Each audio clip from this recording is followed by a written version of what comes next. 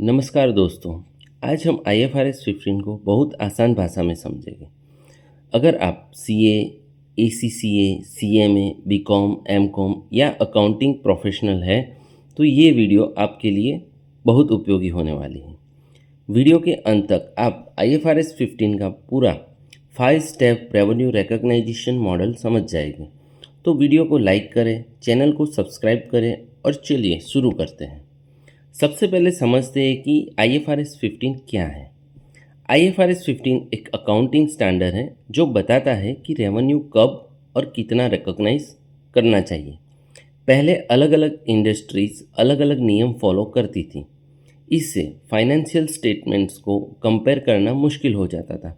इस समस्या को हल करने के लिए IFRS 15 लाया गया।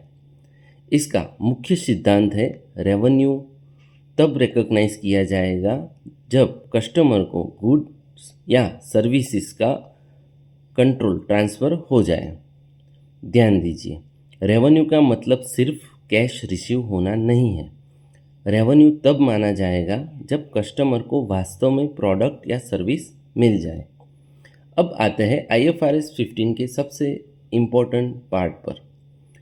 तो कौन से वो 5 स्टेप है रेवेन्यू रिकॉग्नाइजेशन मॉडल के, आइए जानते हैं।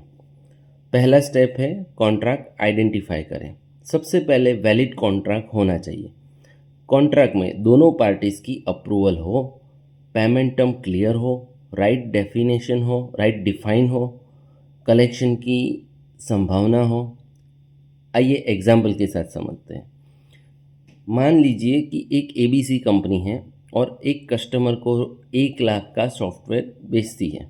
दोनों के बीच एक साइन एग्रीमेंट है, इसीलिए कॉन्ट्रैक्ट एग्जिस्ट करता है। अब चलते हैं इसके दूसरे स्टेप पे। परफॉर्मेंस ऑब्लिगेशन आइडेंटिफाई करें। अब परफॉर्मेंस ऑब्लिगेशन का मतलब है कस्टमर से किया गया प्रॉमिस। आइए समझते हैं एक एग्जांपल के साथ।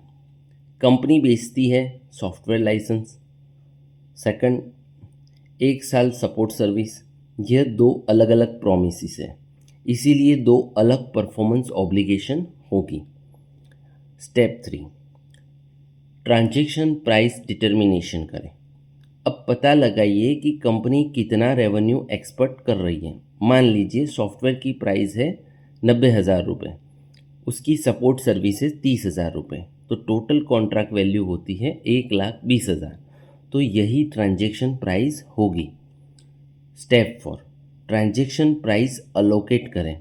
अब रुपीज़ 1,20,000 को अलग अलग परफॉर्मेंस ऑब्लिगेशन में हम अलोकेट करना होगा।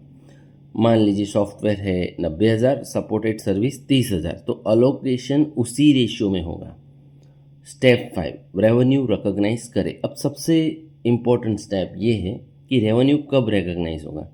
जब कंट्रोल कस्टमर को ट्रांसफ़र होगी, तब सॉफ्टवेयर जब डिलीवर होते हैं तो रेवेन्यू रिकॉग्नाइजेशन 90,000, सपोर्ट सर्विस पूरे साल दी जाएगी। इसीलिए टोटल 30,000 रेवेन्यू पूरे 12 महीने में रिकॉग्नाइज होगा।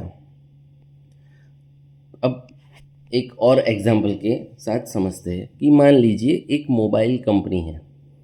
अब वो मोबाइल कंपनी एक पैकेज बेचती है। अब पैकेज में शामिल है मोबाइल फ़ोन और 1 साल की वारंटी सर्विस। तो कॉन्ट्रैक्ट प्राइस हुई 50,000, फ़ोन की वैल्यू है 45,000 और वारंटी की वैल्यू है 5,000। तो फ़ोन डिलीवर होने पर 45,000 रेवेन्यू रिकॉग्नाइज होगा। वारंटी सर्विस का रेवेन्यू 12 महीने में रिकॉग्नाइज होगा। यही IFRS 15 का एक प्रैक्टिकल एप्लीकेशन है। इम्पोर्टेंट कंसेप्ट क्या है? तो कंट्रोल ट्रांसफ़र। IFRS 15 ऑनरशिप से ज़्यादा कंट्रोल पर फोकस करती है। कंट्रोल का मतलब है कस्टमर प्रोडक्ट को यूज़ कर सकता है, कस्टमर उससे बेनिफिट ले सकता है, कस्टमर दूसरे को ट्रांसफ़र कर सकता है। जब कंट्रोल ट्रांसफ़र हो जाए तब रेवेन्यू रिकॉग्नाइज किया जाता है। अब मान लीजिए एग्जाम्पल टिप्स आपको हम बताते हैं कि IFRS 15 के 5 स्टेप हमेशा याद रखें। First, identify contract, second, identify performance obligations, third, determine transaction price, fourth, allocate transaction price और फिफ्थ, रिकॉग्नाइज रेवेन्यू। अगर ये 5 स्टेप आपने याद कर लिए तो IFRS 15 का सबसे बड़ा हिस्सा आपने समझ लिया है।